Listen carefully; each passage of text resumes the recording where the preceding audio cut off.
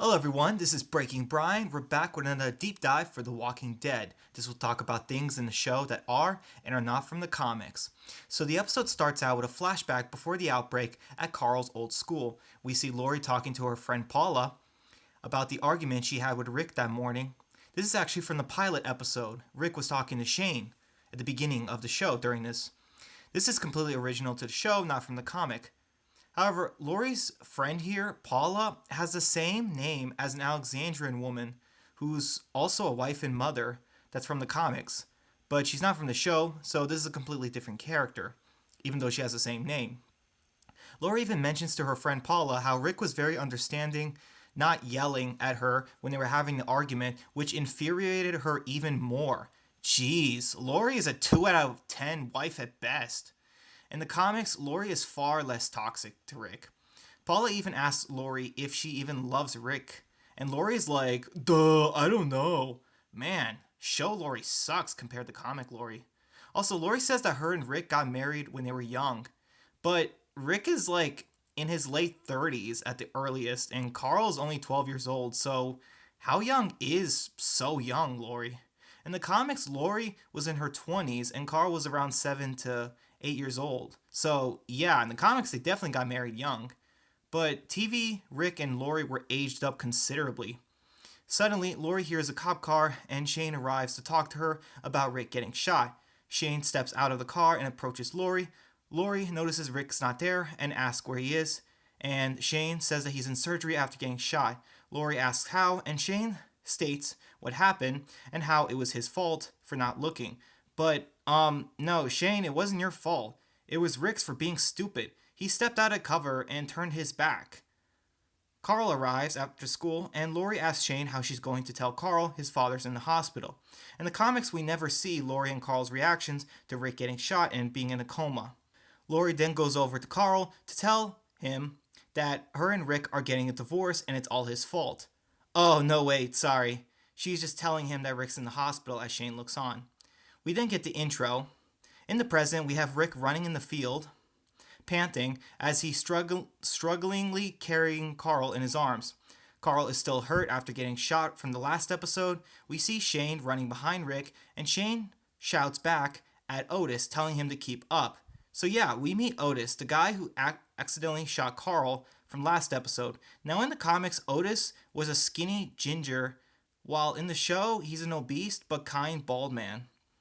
Otis is out of breath and tells them to keep heading that direction for the Green Farm and asks for Herschel, and he tells them that he'll save Carl. In the comics, after Otis shot Carl and Rick threatened to kill him, Tyrese was the one that told Rick Carl was alive and still breathing, and Otis directed them both to the Green family farm and told them that Herschel will save Carl. Rick carried Carl following Otis while Tyrese went back to the group by the RV to tell everyone that Carl was shot, and they had to head to the farm. We then see the family green farmhouse as Rick carries limp Carl through the farm. On the porch, we see Maggie Green. In the comics, Maggie has long black hair, while in the show, she's a short-haired brunette. Also, she is the first Green family member to see Rick and Carl in the comics, as well as the show. In the comics, Maggie was by the fence asking Otis who Rick was, while in the show she sees Rick with binoculars and shouts for her father. Also in the comics, Maggie is 19, while in the show she's aged up 3 years. Rick runs to the Green household as they come out the door and look on as Rick is bringing Carl in. Now here we get a huge change from the comic. Scott Wilson's Herschel Green is a kind old man. Herschel in the comics is around 50 years old, skinny, and a jerk. Also, Herschel has 6 kids in the house in the comics. Lacey, Arnold, Maggie, Billy, Rachel, and Susie. Here in the show, on the left of Herschel is Patricia, who also lives with him, like in the comics. So there is that similarity. But in the comic, she's Otis's boyfriend, not wife, and is actually in her 20s.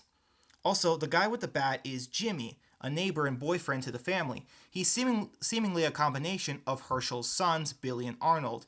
Here we get another original character, Beth, the blonde girl next to Herschel and Jimmy. She's a combination of Susie and Rachel, who might not actually be Herschel's daughters in the comics, but here in the show, Beth definitely is his daughter.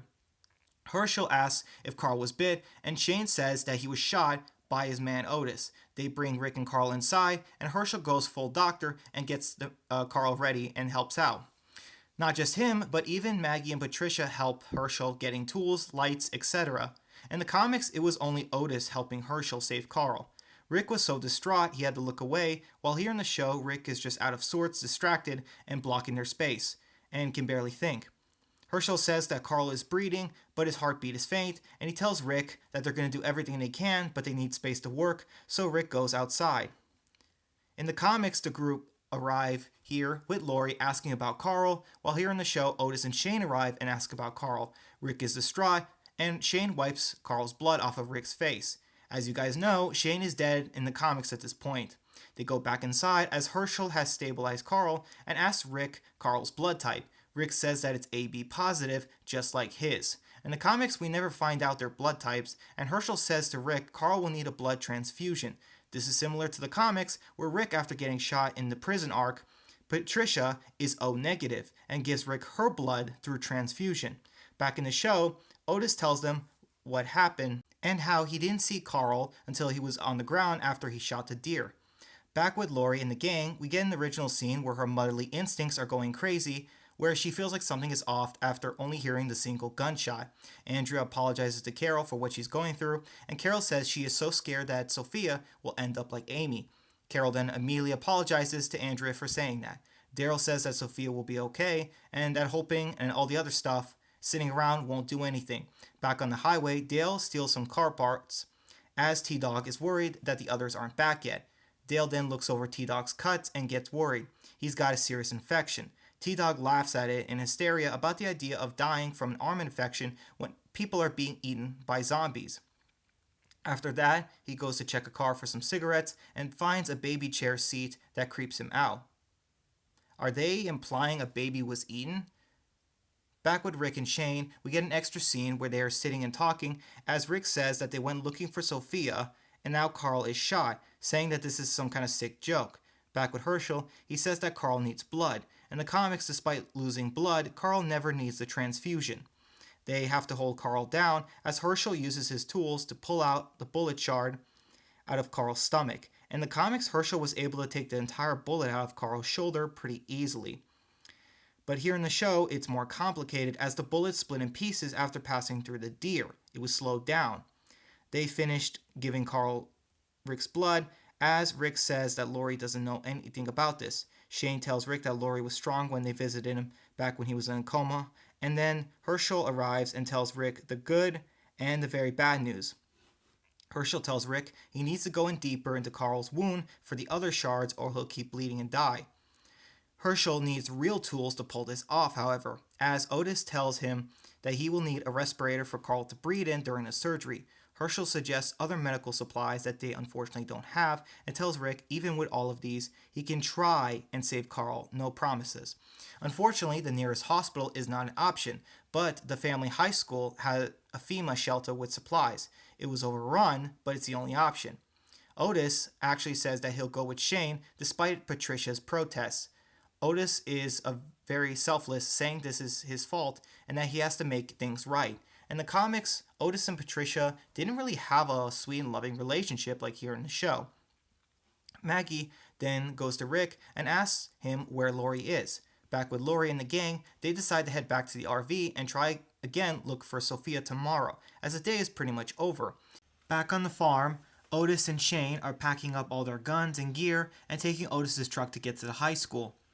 Then we have a goodbye scene with Patricia and Otis. Like I said, they're a lot more sweet and heartwarming in the show than they are in the comics. And unfortunately, as we all know, this is the last time that she's ever going to see him, and he is ever going to see her.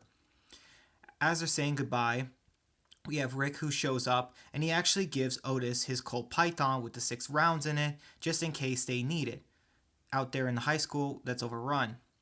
Otis goes around the truck and he gets in, putting his rifle in, the same rifle he used to shoot Carl by accident, and he takes one last look at Patricia before he goes. Otis goes inside and Shane and him look at their guns, and Otis says that it's the only one he has. only the rifle and then the Colt Python Rick gave him. And Shane says that, man, this has turned to a strange day. Yeah, definitely, Shane. And Patricia looks on as Shane and Otis drive away in the truck to head to the high school, where unfortunately she'll never see him again. Patricia then leaves as Herschel and Rick look on. Back on the highway, T-Dog is smoking. Dale actually got a guitar for Glenn. This is something that never happens in the comics. Pretty much no characters know how to play guitar. Anyways, Dale actually managed to get some more supplies, and T-Dog mentions how he believes that the group left him behind. Dale's just wondering where everyone is because they don't know about the farm or Carl being shot. And T-Dog actually pulls the black guy card and says he's the one black guy in the group and that Dale is old, 64 years old to be exact, which is interesting as that makes Dale about 3 years younger than his comic version. Anyway, T-Dog says that the group likely left him behind as dead weight, and however, Dale actually counteracts that and says that T-Dog can't be serious. He's calling him out on his BS, saying that the group cares about us, that even Daryl, that redneck that he mentioned earlier, actually saved T-Dog's life more than once, and that the group cares about them and they're simply just held up with something. And T-Dog even mentions Andrea, who wanted to kill herself, and Dale says that she did it because she lost her sister. And then Dale checks T-Dog's head, and yeah, he's definitely running a huge fever, which is most likely adding to his deliriousness. Dale then wonders where the heck they are. As they try heading back, Andrea is randomly attacked by a random zombie. Everyone takes way too long to get to her, and out of nowhere, Maggie comes on horseback and hits the zombie with a baseball bat, saving Andrea. Now, how Maggie knew exactly where they were is unknown, as last time Rick saw Lori, they were at the cemetery heading back, and she was heading back with the others, so yeah, it's a mystery. Maggie gives them directions on how to get to her family farm. Otis did this in the comics with Tyrese. Maggie calls out for Lori and tells her that Carl's been shot and to come with her now. In the comics, it was also Tyrese who told Lori Carl was shot. Also, Lori and Maggie pretty much never interact in the comics. Maggie then leaves with Lori, and Daryl kills the zombie, telling it to shut up. They ride off, and back on the highway, the group comes back, telling Dale what happened to Lori. Dale mentions he heard Andrea screaming, not sure how he was able to hear it from miles away though, but Andrea looks at Dale like she freaking hates him, because let's remember, he stole her gun. Back on the farm, Rick goes outside again, and Herschel goes to see him. This is similar to the end of issue 10, where Herschel tells and Rick talk over the farm as they look through it, and how it's, very nice and different, how the infection didn't really hit them. The farm was in Herschel's family for 160 years, and Herschel mentions how he lost his wife and stepson to the outbreak. In the comics, Herschel's wife died 6 years before he meets Rick. But Herschel also loses his son, Sean, just like in the comics. Rick tells Herschel that they went to the CDC, and unfortunately it's gone now, so there's no cure. But Herschel believes that mankind will survive the apocalypse. Like in the comics, Herschel doesn't believe Rick's dread, saying things aren't so bad. They then see a horse in the distance, and Lori gets off of it and hugs Rick. She cries and wants to see Carl. Lori did a similar thing in the comics. They go inside the room, and Lori's in complete horror as she goes over lying next to Carl, calling for her baby boy to wake up. They finish giving Carl his second blood transfusion, and Rick goes to take a walk. Herschel gives him some juice to strengthen him, and Lori addresses the situation with Shane and Otis getting back, calling Otis an idiot twice. In the comics, she doesn't really have any thoughts on Otis, which is weird. Lori then wants to make sure Herschel can do the surgery and assumes he's a combat veteran, but Herschel corrects her, saying he's a veterinarian, which shocks and terrifies her. In the comics, Herschel tells them this after he treats Carl, not before. 5 miles away, we get in another original scene where Shane and Otis sneak to the high school. It is full of walkers and overrun still. In the comics, the only high school the characters ever come across is the Kingdom, but we're getting ahead of ourselves. Back on the highway, Carol is not wanting to leave. Dale is trying to convince her that the group is hurt and split, and they need to go to the farm. But Carol doesn't want to leave in case Sophia comes back, and they're not here for her. Dale mentions that T-Dog's blood infection and needs help, which the Green family might be able to help with. Daryl then, out of nowhere, randomly pulls out a bag full of crazy drugs. Blue crystal meth, antibiotics, X, etc. Many people think this is an Easter egg because the blue crystal meth that Walter White makes from Breaking Bad is in the bag. Another AMC show. It is an Easter egg, yes, but unfortunately, the writers confirm that they are in separate universes. Breaking Bad is not a prequel to The Walking Dead, and The Walking Dead is not a sequel to Breaking Bad. Merle was a drug addict and had withdrawals. That's it. Back on the highway, Shane is still scoping the area out with Otis, trying to stay hidden from the zombies. They can just easily shoot off the shotgun from 50 feet away, leading the zombies away in a certain direction, as one of them can be hiding in the cop car and run inside the trailer to get the supplies, but instead they find flares in the back of a cop car and use those to distract the zombies. For some reason, they wait until nighttime and they use the bright flares to attract the zombies. Shane and Otis go around them and run into the medical trailer. Back on the farm, Rick is very worried and wants to go help Shane and Otis as they're taking too long to get back. Herschel tells Rick he's too weak from blood loss to help.